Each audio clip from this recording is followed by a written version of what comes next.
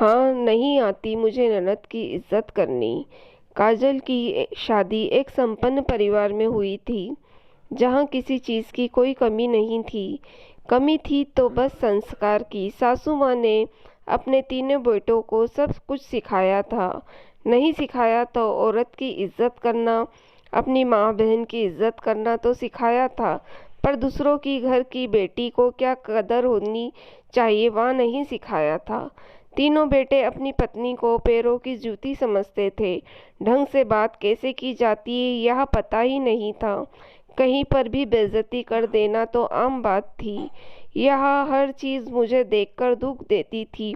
शादी कुछ दिन बाद मुझे पता चला कि मेरी ननद मेरे सामने वाले फ्लैट में रहती है, जिसे मेरी सासू माँ ने इसलिए खरीद कर दिया ताकि वह हर पल हमारी नज़रों के सामने रहे। कुछ दिनों में यह भी समझ आ चुका था कि वह फ्लैट सिर्फ रहने के लिए है और सोने के लिए इस्तेमाल होता है, बाकी तो सब यहीं होता था।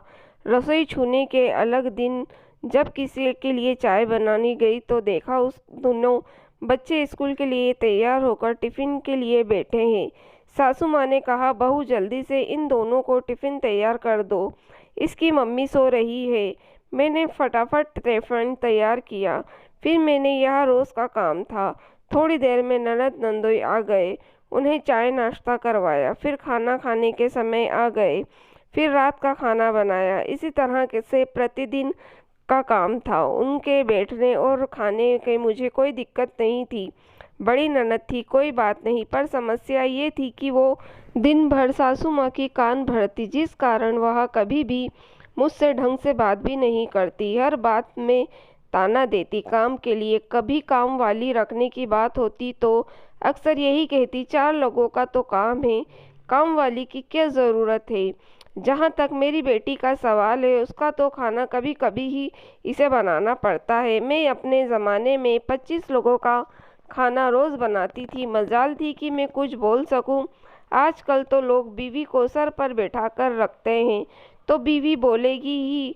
अगर गलती से भी कभी कोई बात विक्रम मान लेते तो तुरंत कहते, जोरू का गुलाम हो गया है। अपने दामाद को कहते, अपनी पत्नी की कदर किया करो, उसे खुश रखो, उसके खुश रहने से आपके जीवन में खुशियाँ आएंगी, आप तरक्की होगी। इसी तरह जीवन व्यतीत हो रहा था। सर्दी में कहती, सर्दी बहुत है, 4 रोटी ज़्यादा बना देना, खाना दे आएंगे। गर्मी में गर्मी बहुत है, गर्मी में काम करने का मन कहाँ करता, खाना बना देना, आकर खा लेंगे। पति से सम्मान न मिलने के कारण मैं जी तो रही थी, पर घुटन सी होती थी। दिल करता यहाँ से भाग जाएं, कहीं दूर पर। मम्मी पापा ने कहा था, पति का घर ही तुम्हारा घर है, हर हाल में निर्वाह करना है, सो निर्वाह कर रही थी। जब कभी मायके वालों के सामने विक्रम मुझे डांट देते, बेइज्जती कर देते, काफ़ी दिल दुखता। मैंने भी अपने पापा, अपने भाई, अपने जीजा जी को इस तरह का व्यवहार करते नहीं देखा था, इसलिए मुझे बहुत अजीब लगता। मेरे घर में तो लोग एक दूसरे की बहुत इज्जत करते थे। करीब शादी के 4 साल बाद मैं माँ बनने वाली थी।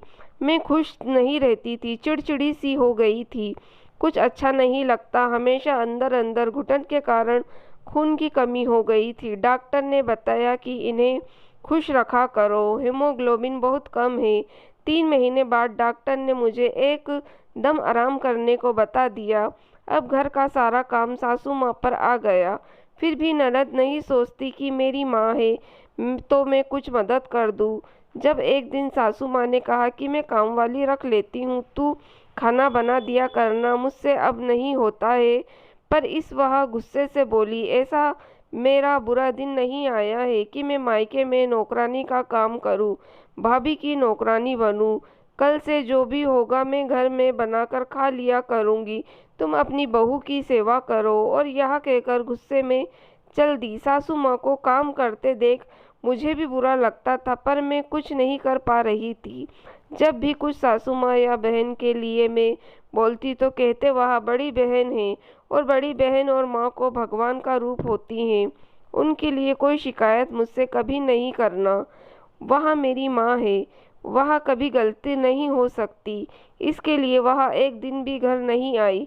मैंने बच्चे को जन्म दिया, वह अस्पताल भी उसे देखने नहीं आई। बच्ची को लेकर जब मैं घर आई तब भी वह देखने नहीं आई। करीब 40 दिन के बाद बच्चे का नामकरण किया गया तो सासू माँ ने कहा वह बड़ी है, जाकर ननद से माफ़ी मांग कर उसे मना कर ले आओ। मैंने कहा किस बात की माफ़ी मैं मांग लूँ, मैंने तो कुछ कहा ही नहीं था। पर इस पर पतिदेव बोले, मम्मी ने तुम्हारे कारण ही तो काम करने के लिए कहा था, अगर तुम अपना ध्यान रखती तो बेड रेस्ट डॉक्टर कहता ही नहीं, यह सब होता ही नहीं। सारे फसाद की जड़ तुम हो। अब चुपचाप चलो और दीदी को मना कर घर ले आते हैं। मैंने भी सोचा कुछ बोलना यहाँ पर फ़ायदा तो है नहीं, चलो चलती हूँ, माफ़ी मांग लेती हूँ। दीदी घर चलिए, जो हुआ उसे भूल जाइए और हमें माफ़ कर दीजिए। इतना कहते ही वो मुस्कुराई। मुझे ऐसा लग रहा था जैसे वह कह रही मैं जीत गई। इसके बाद सबको पता था कि अब घर में का काम करने के लिए तैयार हो गई हूँ, तो उनका आना जाना फिर से पहले जैसा शुरू हो गया था। एक दिन जब बेटी की वैक्सीन करवाकर घर लौटी तो पता चला कि मेरी बड़ी ननद सासू माँ से कह रही थी, आजकल काजल का व्यवहार बदला बदला सा लगता है, विक्रम के डर से कुछ नहीं बोलती है। पर मुझे ऐसा लगता है, अब तुम ही बताओ माँ, मैं अगर खाती हूँ तो अपने माँ बाप का, अपने भाई का, उसके बाप का तो नहीं खाती। फिर वह ऐसा क्यों करती है, जैसे मुझ पर बहुत बड़ा एहसान कर रही हो। बड़ी ननद जैसी इज्जत भी नहीं देती। इतना कहते ही मैंने घर में प्रवेश की। तभी मैंने कहा, मुझे कहना तो नहीं चाहिए दीदी, पर कह रही हूँ, ननद जैसी इज्जत आपको कैसे दूँ? आप ननद तो रही नहीं, पड़ोसन बन गई। फर्क तो पड़ता ही है। जहाँ तक खाना खाने की बात है, सही कहा आपने, आप अपने बाप भाई का ही खाती हैं, मेरे घर का नहीं। पर वहाँ मेरे पति भी हैं और मेरे भी ससुर हैं। जिस समय मुझे आपकी ज़रूरत थी आपने उस समय ध्यान नहीं दिया, बिला वजह गुस्सा होकर अपने घर बैठ गईं ताकि आपको यहाँ कोई काम ना करना पड़े। उसमें मेरी नज़रों में आपकी इज्जत कम हो गई। अगर उस समय आप उस घर को थाम लेती तो ऐसा महसूस होता कि हम सब की बड़ी बहन हमारे पास रहती है, जो हमारी हर पल मदद करेगी, हमारा साथ देगी। हम सब बातें आप इन्हें बता भी देंगी तो मुझे डर नहीं, क्योंकि क्या होगा, वह मेरी बेइज्जती पहले भी करते थे और आज भी करेंगे। यह तो उनका रोज़ का काम है, इससे मुझे कोई फर्क नहीं पड़ता। पर पता नहीं क्यों सासू माँ और ननद दोनों ने भी विक्रम को कुछ नहीं बताया। इधर जैसे जैसे बेटी बड़ी होने लगी, विक्रम के व्यवहार में सुधार आने लगा। वह सोचने लगे थे कि अगर मेरी बेटी के साथ में कोई इस तरह का व्यवहार करेगा तो मुझे कितना बुरा लगेगा। जिस कारण से उनका मेरे प्रति व्यवहार बदलने लगा था, मेरे लिए ये उम्मीद ही काफ़ी थी कि एक दिन सब ठीक हो जाएगा, और आज सब ठीक भी हो गया है। अब विक्रम मेरे लिए हमेशा आवाज़ उठाते हैं और दीदी से भी कह दिया, दीदी आप अपनी जिम्मेदारी खुद उठाएं। मेरी बेटी मेरे लिए नई ज़िंदगी ले आई थी, अब मैं बहुत खुश हूँ। दोस्तों, अगर आपको कहानी पसंद आई हो तो प्लीज़ आप मेरे चैनल को सब्सक्राइब ज़रूर कीजिएगा और मेरी वीडियो को लाइक और शेयर भी ज़रूर कीजिएगा। Thank you for watching.